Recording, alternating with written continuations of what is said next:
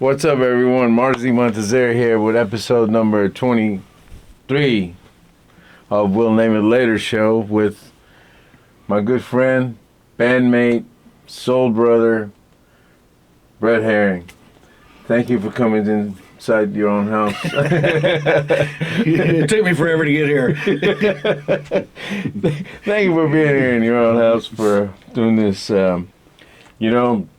You know the premise of the show, but I don't think you knew that I was going to ask you to actually be his guest. And the premise of it is, friends that are dear to me, that mean a lot to me, and have a big part in my life. And, I think the world needs to know about them. And Brett plays a big role in my personal life and in a lot of other people's lives. And I just want to, the routine, man. Let's get down to it, man. I'm interested in knowing some of this stuff myself. Is like, when were you born and raised, man? Well, I was born in a small town in Wisconsin called Appleton. And most people know the closest big city's Green Bay. Okay. So, way up there in the north in the tundra, but I only lived there for about a year and a half.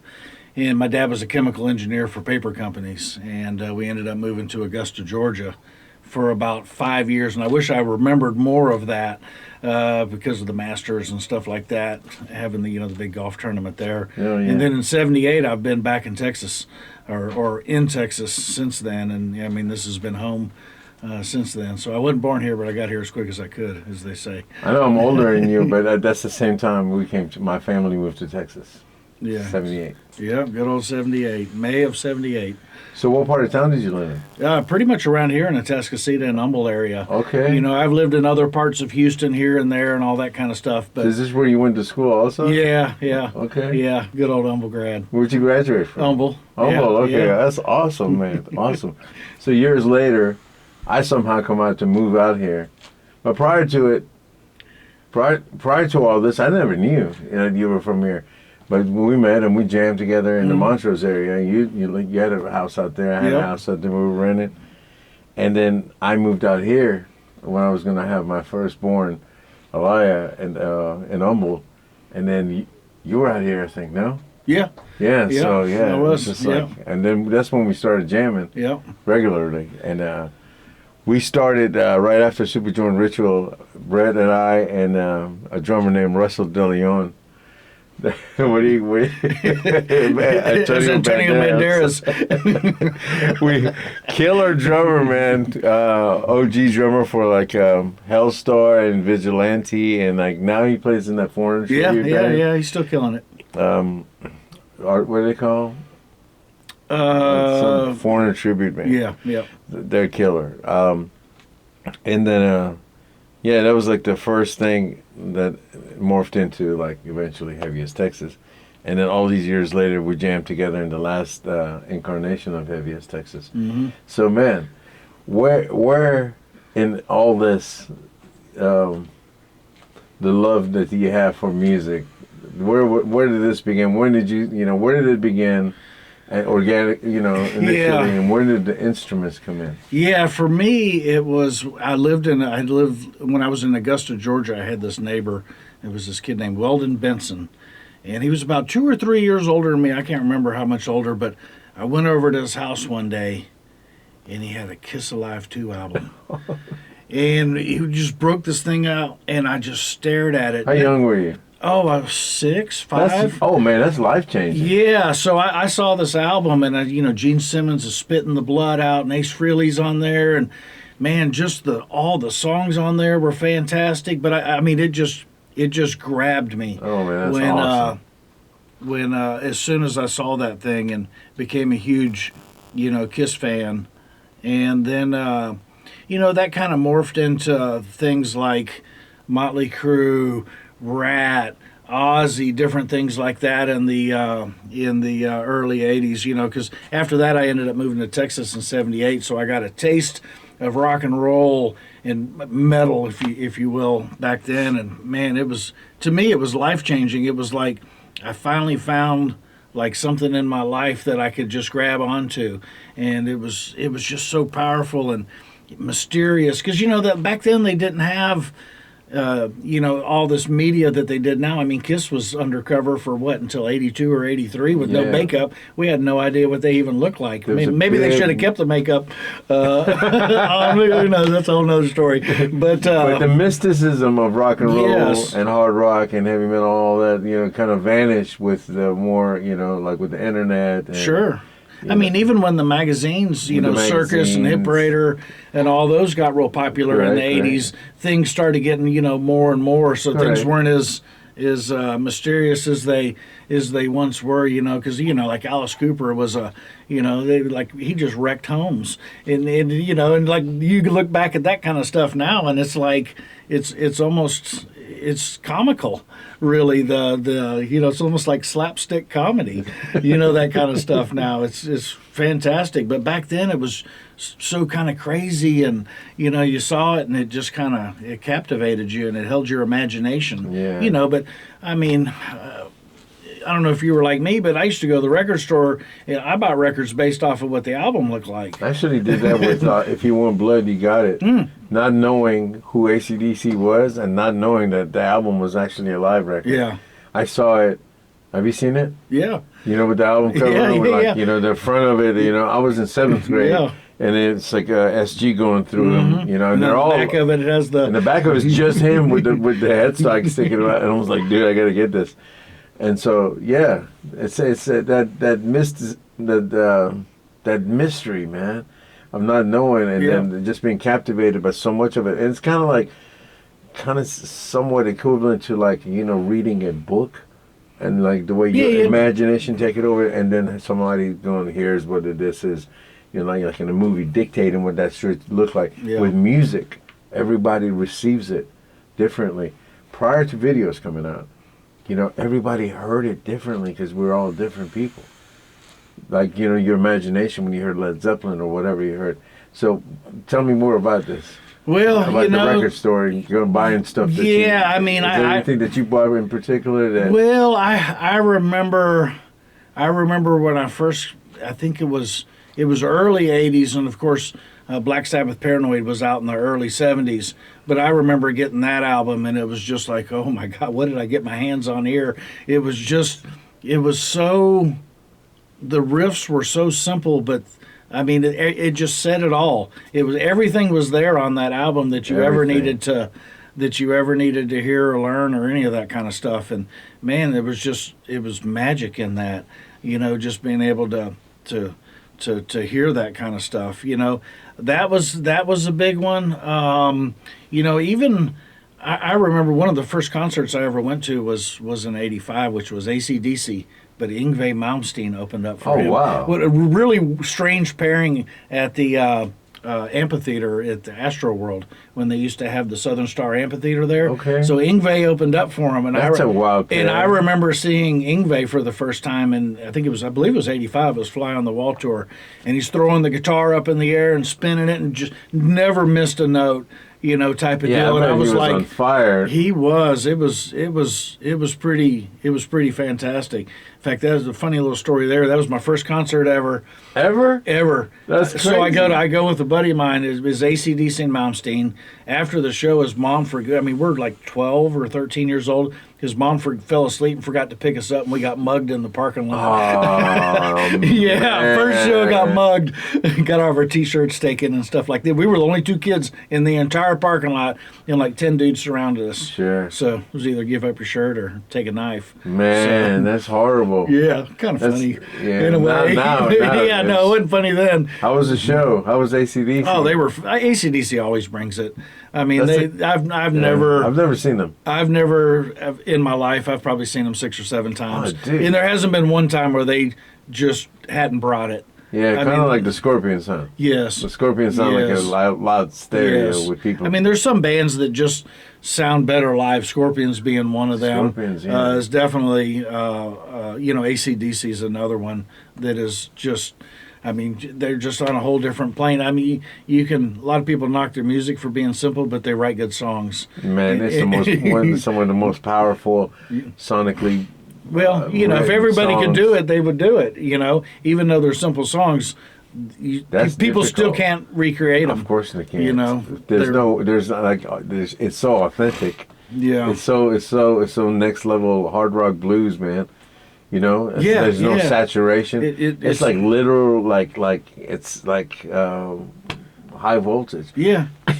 Yeah. There's some highway to hell right here. So I was seventh grade. I would like always go home. You know, my mom and brother were already gone. You know, and just my dad was never gone. And I would always pass by this quote unquote record shop, head shop. It was what they would call it, sell belt buckles, and they always had that poster, man. And they had it, and I think they had it as a promo. And then I heard Highway to Hell on the radio, man. And when I was a kid, I kind of felt bad for liking a song that had hell in it. But man, was that song good, man. And the rest of the album, it's like amazing. Yeah. Amazing. And you got to admit, man, there's not too many bands that have done this.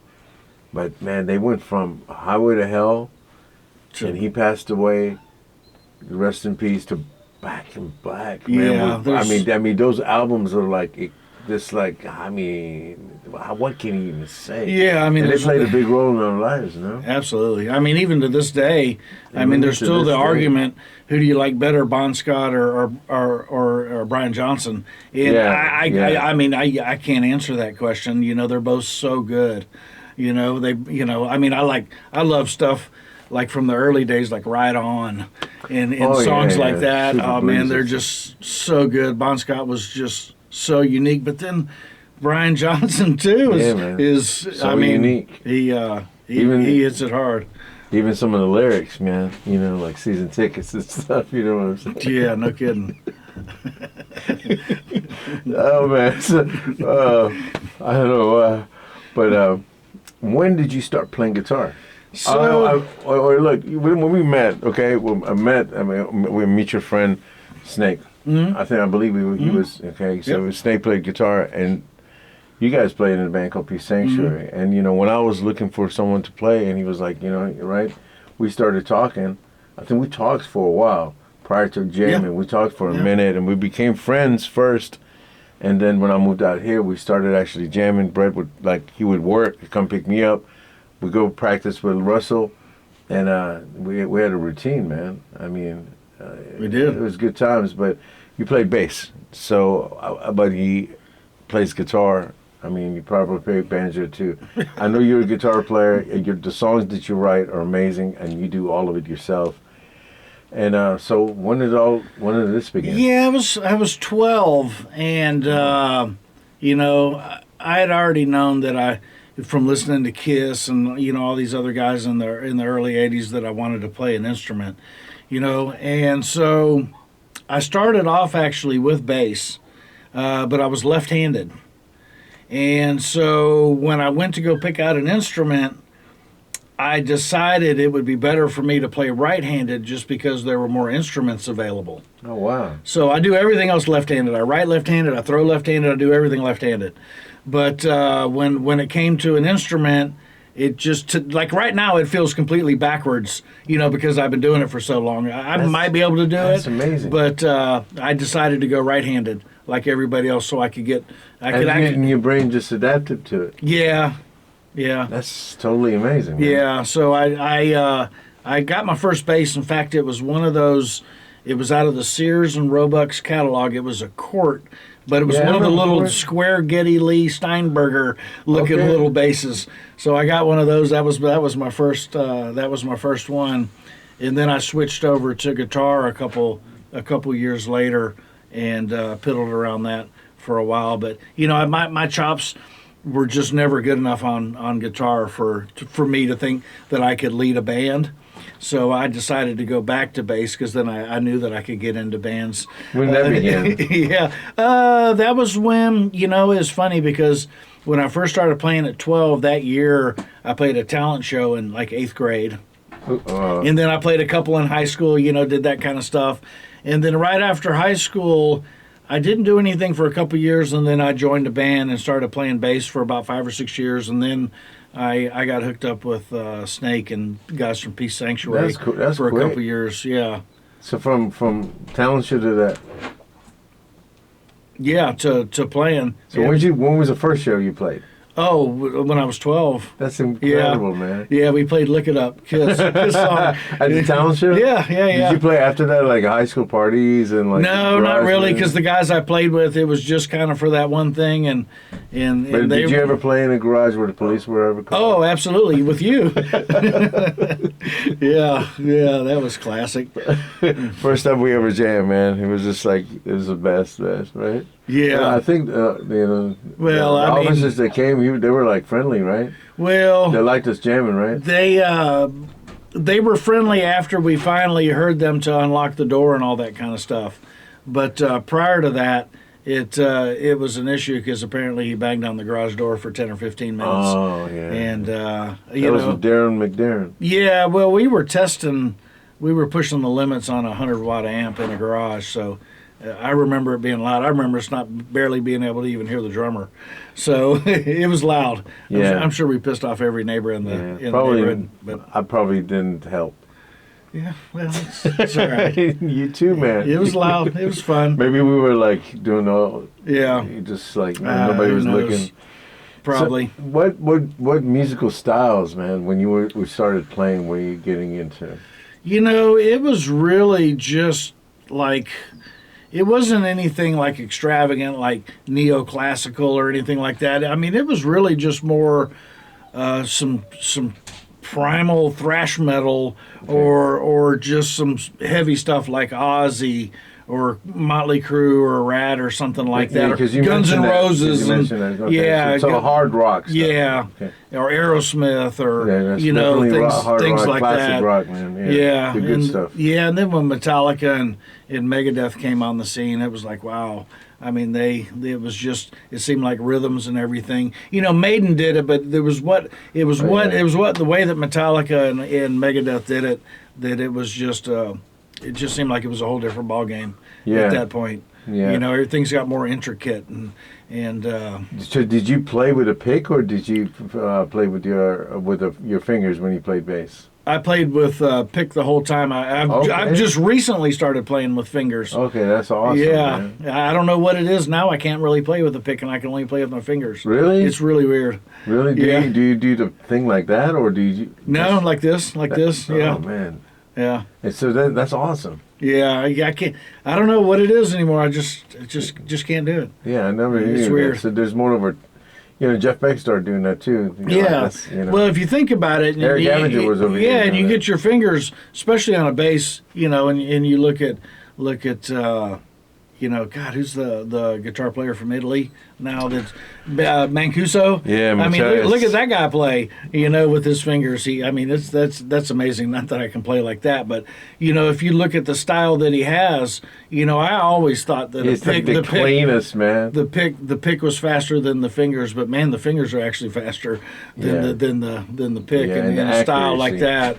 that. Peace Sanctuary was heavy, kind of, Yeah. So when did you like heavier, like Metallica, were you, and then you mentioned, who else is you? Iron Maiden, not Iron Maiden, Metallica, Megadeth, and Megadeth. and- yeah. Okay, so how about, like, did you get into Slayer? Oh yeah, the big four, and then I was into bands like Grim Reaper and Oh, I love different Grim Reaper, man. yeah, different guys like that. I tried to spread I was interested in most metal bands, because like there's times out there where some of these bands, like there's good qualities, and then there's some bands that maybe just don't raise the bar, but they're still raising the metal flag. Absolutely, yeah. And they're still trying to pioneer this music and keep pushing it forward and stuff like that. So there was all kinds of kind of weird bands that I got mixed up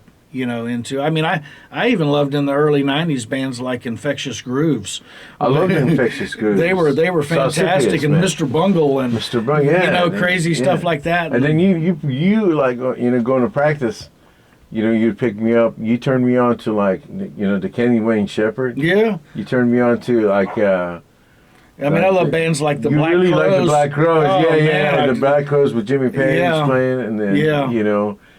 you really like, you turned me on to things that I didn't know. And again, still, it was kind of Not like it is today, Yeah. where you would have to somebody either turn you on to it, or you couldn't just access it like that. Yeah. I mean, when we were younger, like you said, Black Sabbath, you heard a couple of tracks on the radio, but the rest of it you had to have the album, and you like discovered it, and either Yeah. a friend of yours had it, or your brother had it, or you had to go get it, and it wasn't because the radio wasn't going to play it. So that discovery is amazing, and still you did that. Yeah, and my brother was a pretty big influence on me too. He's 6 years older than me, so when I was in middle school, he was already almost off to college. But he turned me on to things like Tom Petty, The Who, some bands that I wasn't picking up on, from listening to Kiss and Sabbath and Elvis Costello and REM and just different That's bands. broad, man. Yeah, That's just pretty different broad. bands like that. So I was able to hear Good music's just good music. yeah, just different flavors of things out there. Not necessarily metal type stuff, but I totally I mean, I understand. love some stuff. I mean, I can put on just about any Tom Petty album and let that sucker rip He doesn't all day long. Yeah, the guy, he doesn't write a bad song. God rest his soul. Man, he played at the Woodlands, and Joe Walsh opened up. I could not believe how many great songs I heard that day. And every song that Tom actually played, the whole audience at the Woodlands were singing it. Yeah, Every song. and he probably didn't even hit half of them that he really has out Every there song, either. every song was a hit, man. I mean, it was just amazing. And he passed away not too long after that, and I was like, man, what a blessing! I got to see that, and I also got to see the great Chris Cornell with Soundgarden when them and 9 Inch Nails played again at the Woodlands. That was an amazing show too. So man, there's a Rumi quote, actually, before we get to the Rumi quote, I got to tell you, man, you come a long ways, and we kind of have the same pedigree. Even though, again, I'm older than you, I still have thrived from the classic rock and the early things in metal. Like I really did love Metallica, loved Slayer. Some bands I really didn't like a lot. I liked some songs, but I didn't like the whole catalog. Metallica, like I liked everything. Slayer, I liked everything. Like Anthrax and Testament and bands like that, and I didn't like everything. I liked a couple of tracks here and there, like Exodus. I liked everything, But I was more into Van Halen, Black Sabbath, and Led Zeppelin and Pink Floyd, and we share all this in common. So then he came out when we came out, and then we started playing original music together, and that was a lot of fun. Yeah, And we yeah. played the first incarnation of this Heavy as Texas thing at what was it called? Velvet Elvis. I think so. Yeah. Our friend Doug Tears made the poster and stuff like that. So since then, you come to what have you doing since then, and what bands are you playing in now? Well, I've got a couple bands, but everything's been really stagnant.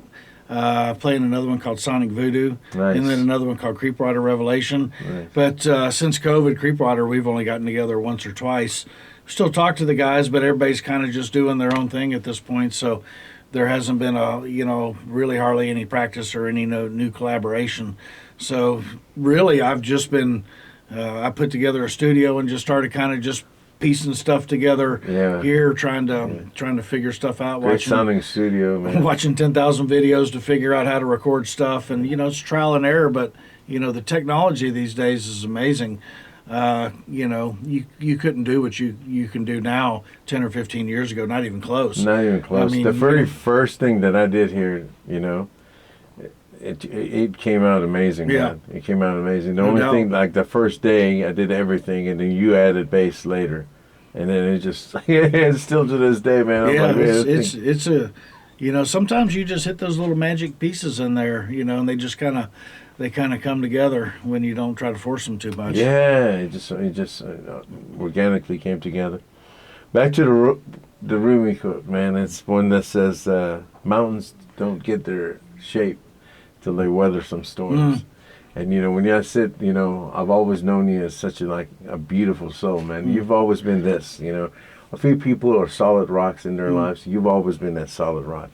Sometimes, though, as close as you may be with someone, you don't never know what's going on Sure. underneath that. And recently, you've come about. I know you did a couple.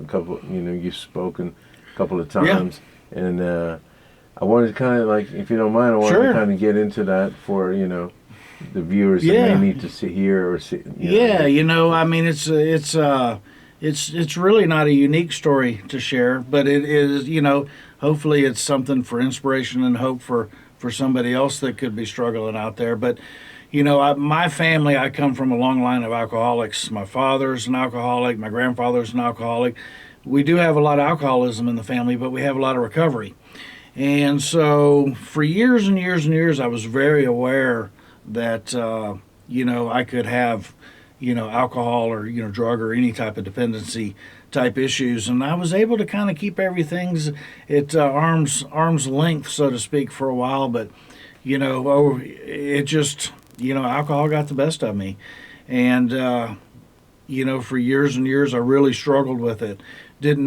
I knew what to do, but when you get into those types of ruts, so to speak, sometimes it's hard to dig yourself out of it and just to really, and it all comes down to just being honest with yourself. You always think it's going to be better the next day. It's going to be better. Oh, I can change things, and with something like that, I joined 12-step program that has really kind of turned my life around. And, now I can be honest with myself and understand, what's going on with me. But, through that process, I've learned how to process the way that I think and feel differently when I used to not be able to or have to, kind of numb myself in order to be able to handle certain situations.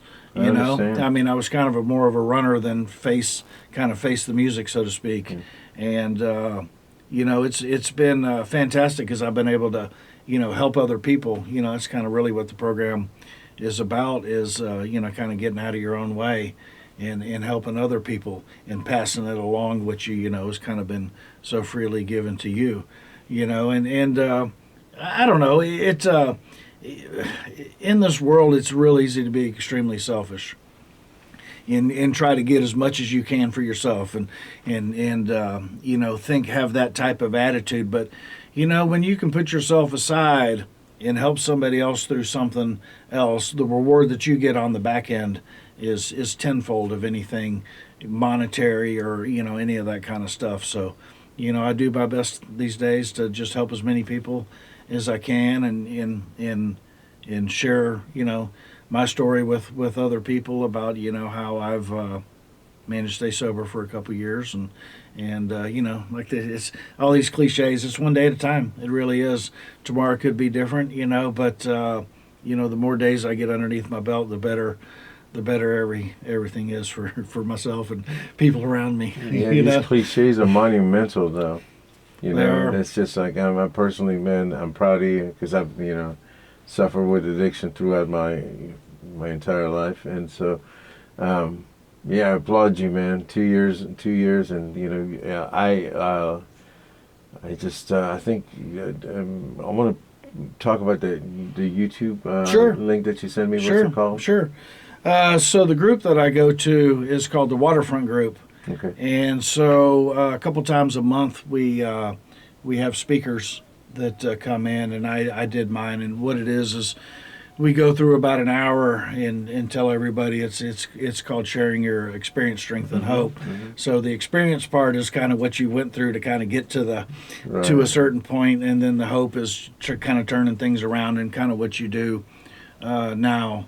And It's called the Waterfront. the Waterfront Group. The Waterfront Group, and I was listening to this on YouTube because you just sent it to me, and then I have a bit of a drive to get over here, and then I got about 7 minutes left, but the whole entire time I got to tell you, soon as I hit play, I could not stop, and it was absolutely moving, touching, enlightening, and like I said, I know you, but it's just like a different layer of you, and it's beautiful, and it's very inspiring to have a friend like you, to know someone like you that's made such.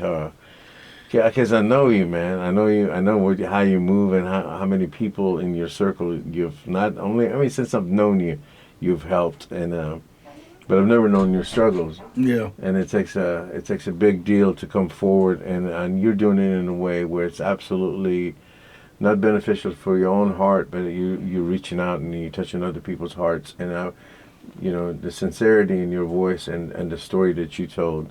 And I knew you folks were there, and it was really beautiful to hear, and your sense of humor and within it all was great also. And not to downplay any of it, because it's a very serious matter, but thank you for doing that, because it's inspired me, man. When I heard it, and I'm like, man, Brett. Well, it's kind of the deal where you pay it forward. You know what I mean? If you do small things like that, it's amazing how your life can get better, and just have a positive attitude, and it's really just about helping other people. It sounds, like everything that I've learned in the program, and everybody in this entire world has learned. I mean, we learned this lesson when we were in kindergarten. Be nice to other people, help other people.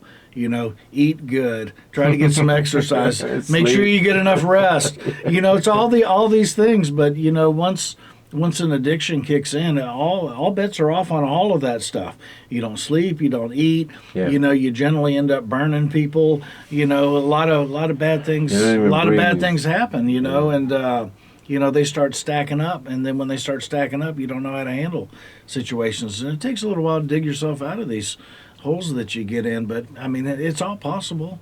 I didn't invent this thing. There's people that go get incarcerated for years and come out and turn their lives around and help other people. You did say in conversation with me the other day or so ago that you learn from your mistakes. Yeah. That's it. I mean, that's what experience is. And experience is something you get right after you need it. Yeah. Experiences is all those failures that I've had in my life that I do my best not to repeat again. And I've learned along the way that wisdom is when you tell me your experience and I don't make that same mistake again. Right. I used to have to make that mistake, even if you told me, hey, you probably shouldn't do that. Right. Like, maybe it'll be different if I do it. Well, that's probably not the case. Right. So I've learned to listen to other people now too. 'Cause I personally have done a lifetime of not listening to other people. It's done me no good. Yeah. And it's been like, people have come forward and like billboard signs saying, warning, right. red flags everywhere. And I just like go head first towards the ego tells you go right here, because you, for some reason you think that's the way, because you're manipulated yourself. Yes. And you end up hitting the freaking wall, man. Yeah. You fall down, and they say, you look up when you're down. I've done it before. I've been down on my knees, man, and then I've looked up, and you get humbled quick. Yeah. And that empathy. So you've always been a beautiful soul. But I think, that journey is as dark and bleak as it may be, the outcome of it. It's like the soil, it probably doesn't feel good when it's like being uprooted, But in the end, it's the empathy that you can put forward, because now you know how it feels for somebody else. Because I don't think there's a soul that escapes traumatic events in life, correct? It's impossible. There's no such thing as a perfect family. There's no such thing as a perfect relationship. There's no. So you get a choice then. You get a choice of how you deal with it, right? Yeah. You either become a victim, or you become triumphant by going within. Because a victim, if you're a victim, which most of us, everyone has something bad happen to them. But when you play a victim role, you get exempt from doing inner work. Yes. So there's just that gray area kills everything, and inner work is the only way. Then nobody on the outside can do it for you. Yeah. Like you said, people all of our lives have told us do it. Yeah. The whole deal is an inside job. You know what I mean? Correct. The inside job gets you into alcoholism, and the inside job and you've done it, man. Yeah. Well, can get you out of it. So, yeah, a little over 2 years. So, it's been a heck of a ride. Yeah, man. And, you've come a long way. And I'm no one to say anything, but as a friend, just simply as a friend and someone who loves you very much, I'm very proud of you, man. It may not mean anything, because I have a lot of work to do myself in a lot of areas in my life, but you've been such a steady rock. Again, And I'm not just blowing smoke up you, but man, I'm just like, you really have been steady. And I think to myself, like 90% of the time when I'm calling you, griping or bitching about something, that man, this dude also has emotions and feelings. Maybe I should ask him a little bit more. I call you up like, and No, that's what it's about, man. It's about, you've been talking to people and just you've been a good, Yeah. good sound move for me. Truly honest, no BS, and just just a real good friend, Yeah. man. Thank you. Yeah, likewise. Thank you for being a good friend to me. Likewise. I'm not saying goodbye to this, man, but I appreciate you, man. Yeah, you got it, man. So what's in the future for you, man? I don't know. I'm gonna just keep getting busy in the studio, and just turn out some music. I don't know. We'll see what happens with us and Yeah, we got and So we got a few things, yeah, man. So yeah, we'll leave that be. We'll talk about that in the future. But we got a couple of guitars. Yeah. Right. In the studio. So yeah, I'm looking forward to all that, to do that personally with you. So and then Sonic Voodoo, you all check out Sonic Voodoo, and the audio to repeat it again, the Waterfront Group. The Waterfront Group, yeah, on YouTube, Brett Herring, and well, Brett, man, I love you. I know it's late at night. Thank you so much for being my friend. Thank you for saying yes to sitting down in this chair and answering these questions and letting people get to know you. And thank you for sharing your story, man. It means a lot to me. You got it. I know a lot of people, man, that are going to relate to this, and as you've inspired me, I hope you're inspired by Brett's words, and know that there's a good way out. Oh yeah, If absolutely. you just go inward and do a little bit of work, the rest of it almost carries you away, right? Oh yeah. And I sincerely believe in the 12 Steps program, and I think that's helped you a lot, right? Oh yeah. Not absolutely. just through the drinking It's about how. aspect. That drinking's one thing, but Yeah. it teaches you how to live life. That's wonderful. That's yeah. it. My brother's a psychotherapist living, I tell you, in Boulder, Colorado, and he always talks about it highly, and he speaks of it highly, and everything I see about it is wonderful. So It's a real deal. and I know that you don't miss a lick. In fact, I'm kind of jealous of it. I'm gonna be jamming. It's like Brett's got to go, but you always come back. So Yeah. it's like thank you for that dedication, because that right there again, it's like, whoa, and then you work out, and then all that, it's just like the consistency of how you've turned your life around Yeah. is inspiring, man. It's really good. Well, So- I was pretty dedicated on getting myself into the program, so it's I see what you're saying. it's easy to turn that same energy around. It's actually less energy, to be honest with you, to do the right thing than it is to do the wrong thing. Yeah, that says it, man. Thank you It's again, that man. easy. I Thank love you very much. Love you too. What do we say? Right there in the middle, by an 11-inch beard together, probably. Signing off.